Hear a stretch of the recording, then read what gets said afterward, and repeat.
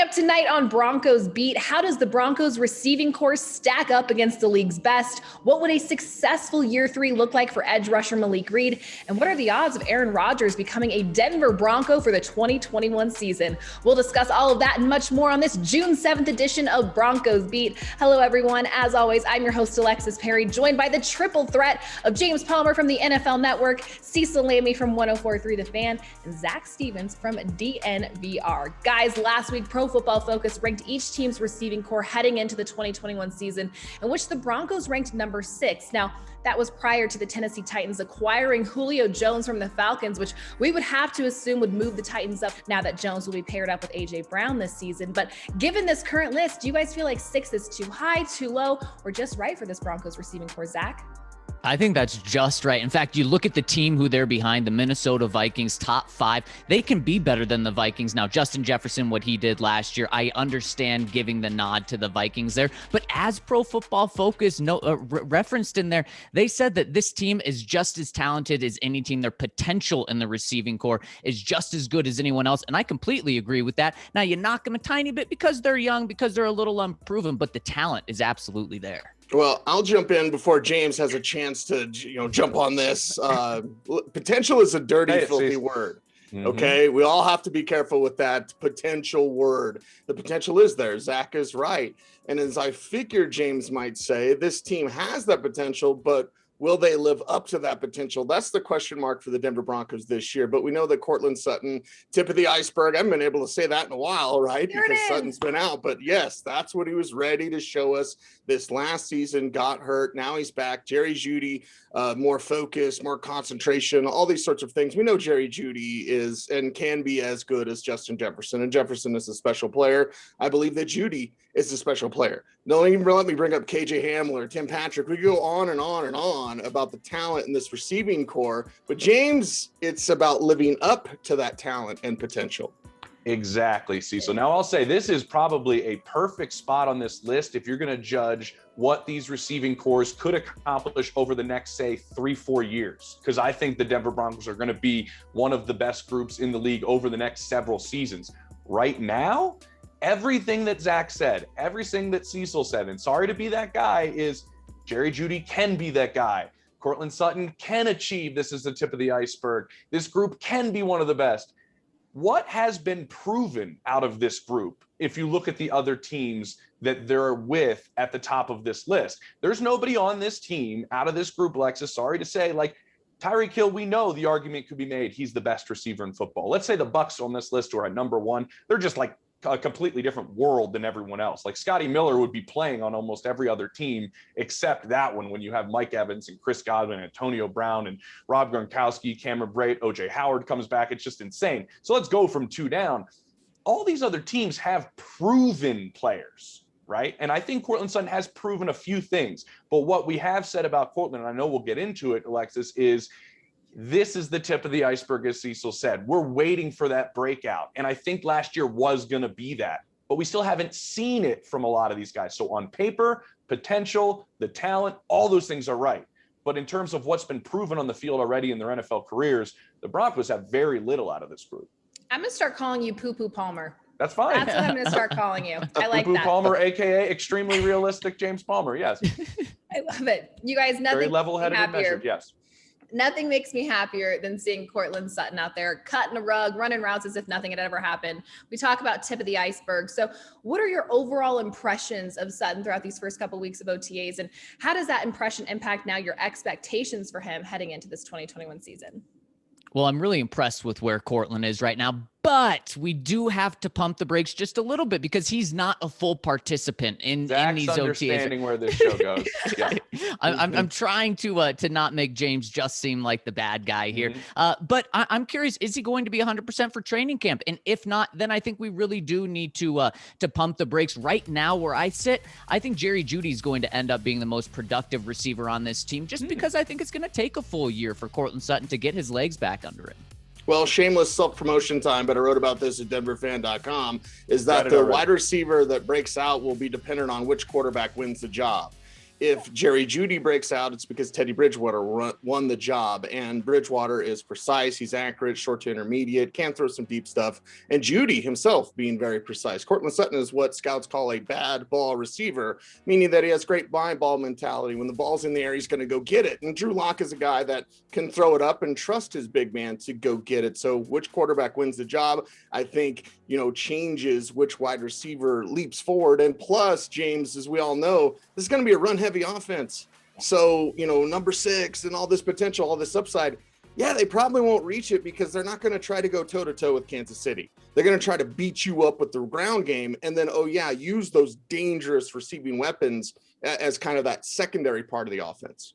Yeah, Cecil loves when I always bring up all those tweets that are out there of Jerry Jeudy putting guys in blenders and then the ball never gets thrown to him. It's just, oh my God, what a route. But let's do Courtland Sutton and what you asked, Alexis. I think these things are in his favor. We all know, and here in Denver, the unbelievable work ethic that Courtland Sutton has. And I don't think anybody worked harder at coming back from an injury than Courtland Sutton in the NFL this offseason, if you just know anything about his makeup.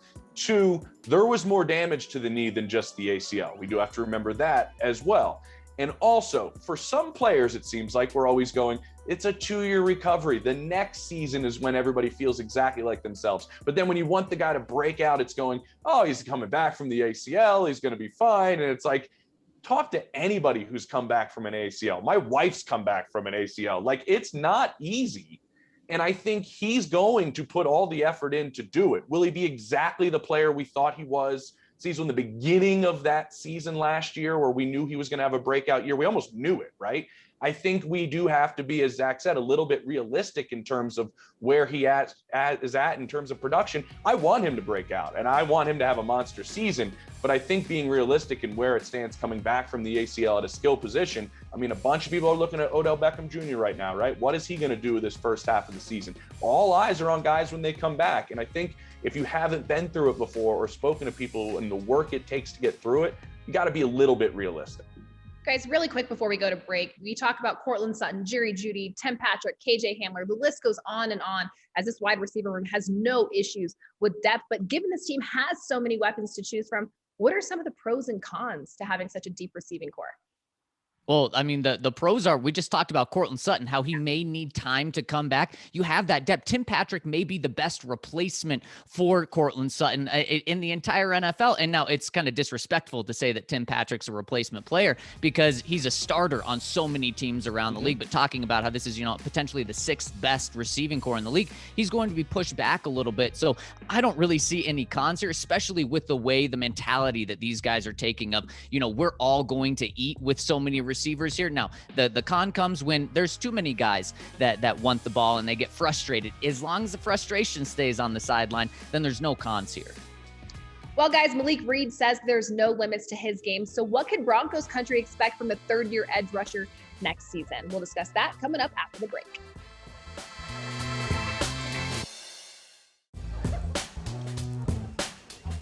Welcome back to Broncos Beat. Alexis Perry here, joined by James Palmer, Cecil Lammey, and Zach Stevens. Guys, it has been great getting to hear from the Broncos over the past couple of weeks throughout OTAs. And as always, it was nice hearing from Broncos outside linebacker Malik Reed late last week. When he was asked if there are any specific pass rushers around the NFL that he watches, Reed mentioned former Bronco turned Buccaneer Shaq Barrett. James, as the NFL Network's senior Tampa Bay Buccaneers reporter, you have seen him up close and personal, most recently at the Super Bowl. So what are some key traits from Barrett's game that you hope Reed applies to his own? Well, they have a similar build, similar size. I think that helps in terms of they're not both the tallest guys in the world. But I think if you ask anybody what makes Shaq Barrett great, and I think this is what Malik needs to follow, is one, he thinks he's great. I think that's extremely important. Like, he went and bet on himself when he left Denver, and he went and had that confidence that he was one of the best pass rushers in the league when nobody else in the league thought it.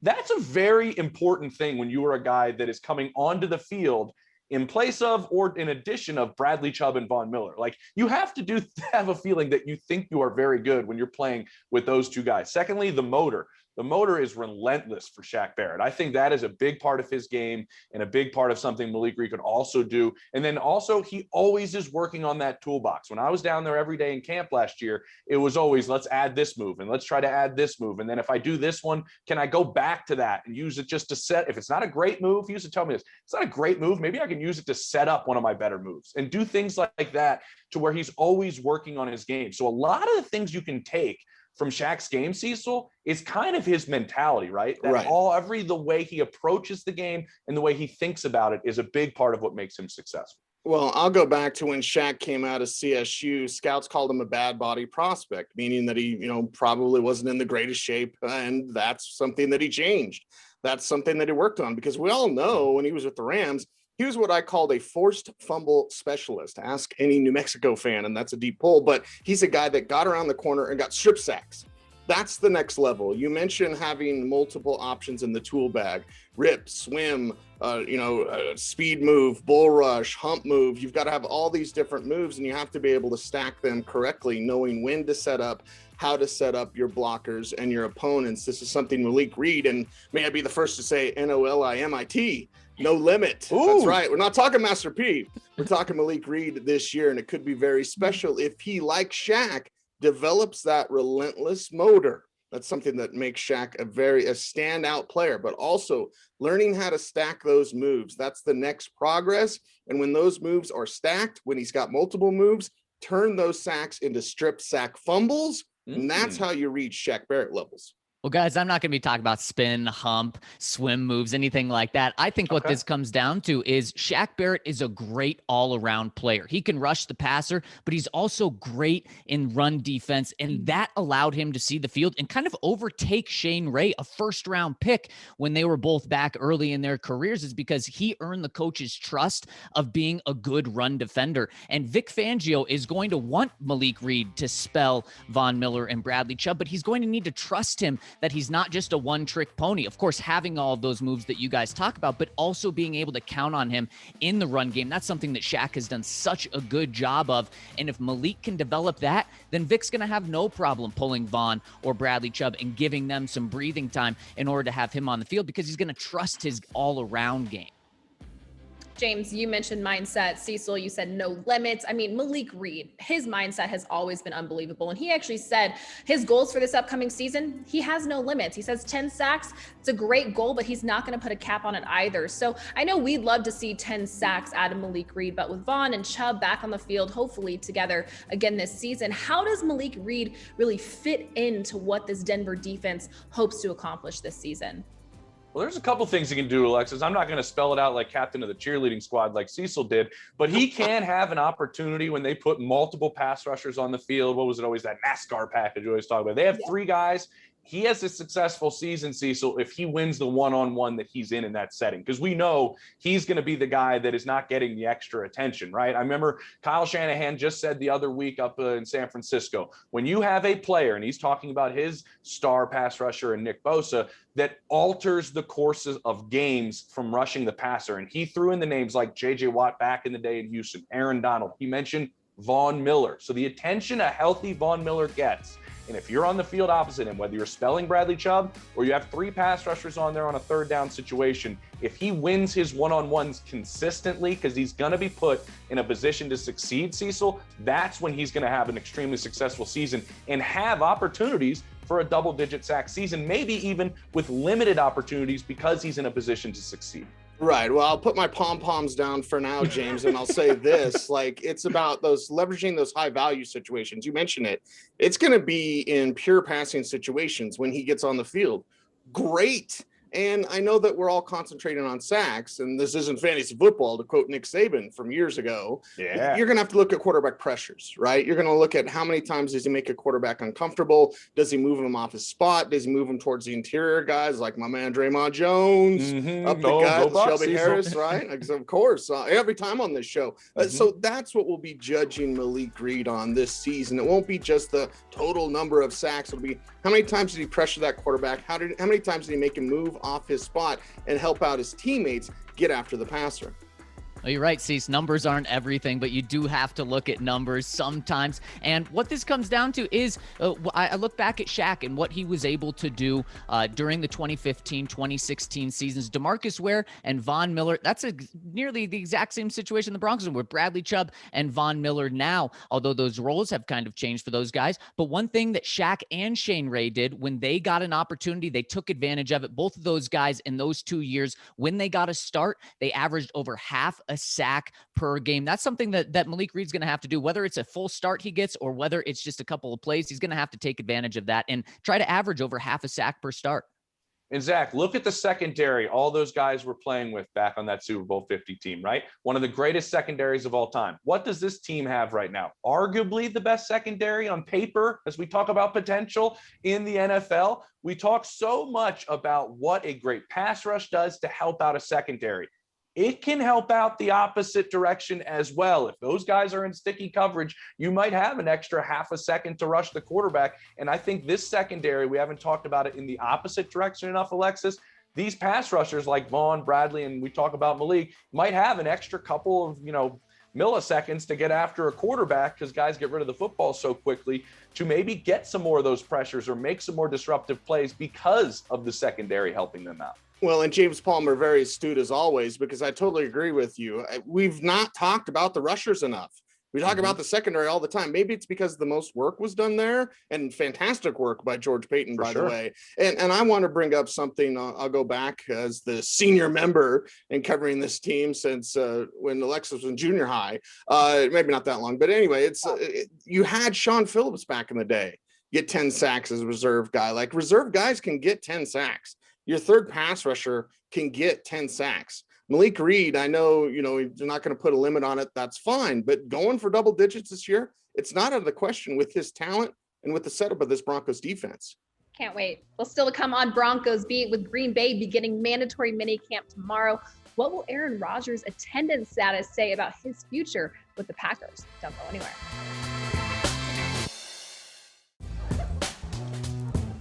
Welcome back to Broncos Beat. Sadly, guys, it wouldn't be Broncos Beat if we didn't touch on the latest quarterback rumblings around the league. Tomorrow is a huge day for the Green Bay Packers, who are hoping that their MVP shows up for mandatory minicamp. Rodgers is the only one who knows if he'll be holding out. So for now, we'll say there's a 50-50 chance that he is a no-show. So what are some of the repercussions if Rodgers doesn't participate tomorrow, Cease? Yeah, if Rodgers doesn't participate tomorrow, it means he's not going to show up to training camp. Like, you look at the situation and go, this thing has the potential to be even uglier. But here's the main ramification that I'm sure we'll all pass around this time. It's like, does Green Bay realize he's not coming back, right? And it sounds like T-Bird from The Crow. Like, there ain't no coming back. Like, he's not going to come back this year if, in fact, he shows that sign and not showing up to mandatory minicamp. Rodgers is dug in. Green Bay seems dug in right now. If they do change their mind, that's when the Rodgers talks and everything could heat up. Right now, they say they're not going to trade him. Well, what do they say in August when we might be revisiting this again? What you do, Cecil, is you keep trying right now, right? Because they are still adamant that they want him to be their quarterback, as they quote, say, 2021 and beyond. They'll never tell you what beyond means because they don't want to put a number on the timetable, something that, as Aaron Rodgers mentioned, as well as he played last year at an MVP level as the MVP, he put a monkey wrench in that timetable. So he's going to lose $93,000, not $93 million. That'd be insane. $93,000 roughly to miss all of minicamp, Alexis. So we expect that to be the case. He already just gave up on the $500,000 workout bonus he was going to get if he showed up to OTAs, but that was never really his money in the first place. The $93,000 will come out of his pocket. Where I do say they keep trying is they have to keep finding ways to massage this if they really truly want him back, which they do. So what can you do? My buddy Albert Breer pointed this out this morning in his column. You can give him an excused absence to minicamp to where he wouldn't be fined. You can say, we are excusing him for minicamp. That's in the new CBA. But you can't have him not appear, Zach, and then say we're excusing you. You have to do that before he arrives, which could be somewhat of an olive branch to try to say we're going to work with you over this next year specifically because we want you back in the building. If you start finding him right off the bat and you don't do that, what kind of message does that show? Are you playing hardball? Where does that fit into play? So keep an eye on what happens in the next 24 hours. He's already upset with them. They should do everything they can in order to not make him more upset. And in terms of the Broncos, guys, what this means is hope is still very much alive for the Broncos to land Aaron Rodgers if and when he doesn't show up tomorrow, if and when he doesn't show up to training camp. Once he's back in Green Bay on the field for them, then hope is pretty much gone for him to be traded. Once he shows up, that's really bad for everyone else, great for Green Bay. But if he's not there, then it goes the opposite direction. It's very bad for Green Bay and great for everyone, including the front runner, the Denver Broncos. One small other money point, Alexis, is it's $50,000 a day for training camp, and that can't be changed. You have to pay that. And then if he misses the first preseason game, I think it's $816,667.67. I don't know how I know that. I feel like we talk about Aaron Rodgers on NFL Network quite a bit. Jeez Louise. Okay, great to know. Thanks for the money tip. We really appreciate that. Really quick, I know a lot of people, they just assume that the Packers, if, obviously Aaron Rodgers doesn't show up, that they will trade him this year. They could also just let him sit out and maybe trade him next season. So what are the pros and cons for the Packers if they trade Rodgers this season in comparison to next season? Well, they don't go out there and get embarrassed with a Jordan Love who's not ready. Like, I appreciate Jordan Love out of Utah State last year. Saw him at the Senior Bowl. There's your Broncos beat You bingo. go to the Senior Bowl, Cecil? What is Cecil talking about the Senior Bowl in form of a Jeopardy question? But yeah, Jordan Love wasn't ready. Steven Montez looked better. Jalen Hurts looked better. Obviously, Justin Herbert at that game looked better than Jordan Love. So that's a pro for that team. You get him, you move on, you go to someone else, whoever they would trade for, or some different situation, because you just let him sit there and you got Jordan Love out there who's clearly not ready. That's not a good look for Green Bay. The pros are exponentially better if they trade him after the 2021 season, Alexis. Financially, it's extremely better. It's only about a $17 million cap hit if they trade him after the 2021 season. Jordan Love doesn't have to play. Like Cecil said, you also have a chance at a Super Bowl. If he is your quarterback in 2021, you have an opportunity, as you went to the NFC Championship game a year ago, to win a Super Bowl. Also, the biggest part of this, if you trade him, you know where your draft picks are. If they trade him to the Denver Broncos like everybody wants them to, he might make them a Super Bowl contender, and those first-round picks over the next 2 years that the Broncos are giving the Packers are at the bottom of the first round. They don't know where the picks would be if they traded him now compared to next offseason, and you could have a better formula set up for how everything would go down. The pros, Zach, are far beyond the cons if they're able to have him play the 2021 season and trade him next offseason. And guys, I'll look at this a different direction. What if he sits and they still don't trade him this year? Then that is a huge embarrassment for the league, for the Packers. And then on top of that, what if Jordan Love comes out this year with Aaron Rodgers just sitting and holding out and looks bad? Then that is a terrible look for Green Bay, because then they've not only messed up the Aaron Rodgers situation, but they've also messed up the backup situation, and they have nothing to show for it. Additionally, if they wait to trade Aaron until next year, you got to imagine that compensation is going to go down. Maybe instead of 3 firsts, it's only 2 first-round picks. So there is a lot to weigh here. But if Aaron Rodgers is on the field for them this year, they absolutely should keep him and not trade him. But if he's not going to be there, guys, make the move as soon as possible for Green Bay. I feel like we could talk Aaron Rodgers forever, but sadly, that's all the time we have for this week's edition of Broncos Beat. But be sure to scan the QR code on your screen for even more Broncos television content. We'll see you next Monday, Broncos Country.